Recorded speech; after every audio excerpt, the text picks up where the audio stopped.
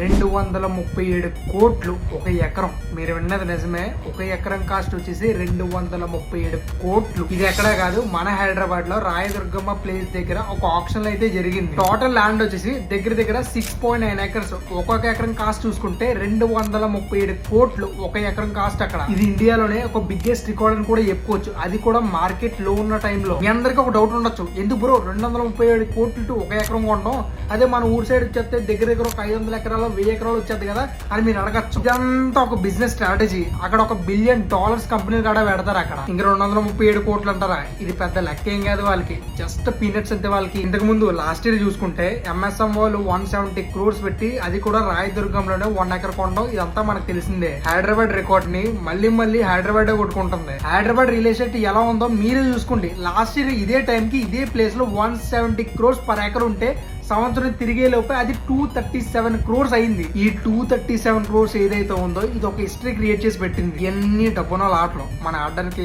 కొంచెం టైం పడుతుంది, కంగారు పడకూడదు. అండ్ దీనిపైన మీ ఒపీనియన్ ఏంటో ఖచ్చితంగా కమెంట్స్ లో చెప్పండి. అండ్ 237 crores మీకు ఇస్తే మీరేం చేస్తారో కూడా ఖచ్చితంగా కమెంట్స్ లో చెప్పండి.